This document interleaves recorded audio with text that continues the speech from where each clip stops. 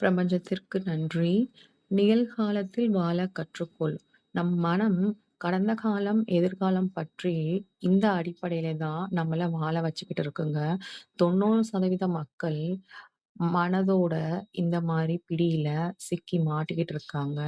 அவங்க நிகழ்காலத்த பத்தி யோசிக்காம, கடந்த காலம், எதிர்காலத்தை பத்தி யோசிச்சு அவங்க நாட்கள வீணடித்துக் கொண்டு இருக்கிறாங்க. நம்ம மனம் பார்த்தீங்கன்னா, ஒரு நல்ல வேலைக்காரங்க. நம்ம என்ன கட்டளையிடுறோமோ, அத சிறப்பா செய்து முடிக்கும். ஆனா, நம்ம எல்லாரும் என்ன பண்ணி வச்சிருக்கோம்னா, மனத எஜமானாக்கி வச்சிருக்கோம்.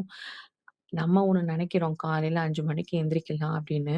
ஆனா, நம்ம மனது சொல்லும், இன்னொரு 10 நிமிஷம், 15 நிமிஷம் தூங்கலான்ட்டு. இப்ப இந்த இடத்துல யாரு வேலைக்காரன், யாரு எஜமான்? இந்த மாரி நம்ம மனத நம்ம எஜமானா ஆக்கி வச்சிருக்கோம். கடந்த காலம் மகாராஷ்டிரால நடந்த ஒரு உண்மை சம்பவம். ஒரு சின்ன ஸ்டோரி உங்ககிட்ட ஷேர் பண்றேன். அந்த ட்ரெயின்ல ஒரு பொண்ணுக்கு மகாராஷ்டிரால உள்ள ஒரு ட்ரெயின்ல பயணம் செஞ்சுட்ருக்காங்க எல்லாரும். அப்ப அங்க இருக்கிற ஒரு லேடிக்கு திடீர்னு வந்து பிரசவ வலி ஏற்படுது. அப்ப அங்க சுத்தி இருக்க எல்லாருக்குமே, யாருக்குமே என்ன பண்றதுன்னு தெரியல. அப்ப அங்க இருக்கிற ஒரு இளைஞன் என்ன பண்றாருன்னா, வேகமா செயின புடிச்சு இழுத்து ஃபர்ஸ்ட்டு ட்ரெயின நிப்பாட்டி, அவருக்கு தெரிஞ்ச ஒரு டாக்டருக்கு வீடியோ கால் மூலமா கனெக்ட் ஆகி, அங்க இருக்க சிச்சுவேஷன எக்ஸ்பிளைன் பண்ணி, தானே அவரு வந்து அந்த பொண்ணுக்கு வந்து டாக்டர் கைடன்ஸோட பிரசவம் பார்த்து, அந்த லேடிக்கு ஒரு அழகான ஆண் குழந்தை பிறந்திருக்குங்க. இத எதுக்கு நான் இப்ப உங்ககிட்ட சொல்றேன் அப்டின்னா, அந்த இடத்துல நடந்திருக்க ஒரு சம்பவத்துக்கு சுத்தி இருக்க அத்தன பேருக்குமே எப்படி ரியாக்ட் பண்றதுன்னு தெரியல.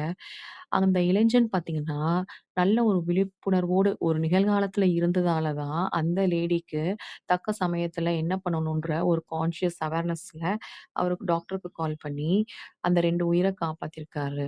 சரிங்களா? அப்ப சுத்தி இருக்க எல்லாருமே ஏதோ ஒரு பாஸ்ட்டையும், ஒரு ஃபியூச்சரையும் நெனச்சு யோசிச்சுக்கிட்டு இருக்கிறதால, அவங்களால பிரசன்ட்ல அவேர்னஸா இல்லாதனால, அவங்களுக்கு எப்படி ரியாக்ட் பண்ணணும்னு தெரியல.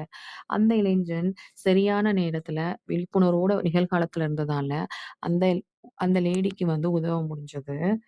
கடந்த காலத்தையும், எதிர்காலத்தையும் பற்றி நம்ம வந்து முக்கியத்துவம் குடுக்காம, இறைவன் உங்களுக்கு குடுத்திருக்க ஒவ்வொரு நாளையும் விழிப்புணர்வோடு இருந்து நீங்க சரியா பயன்படுத்துங்க.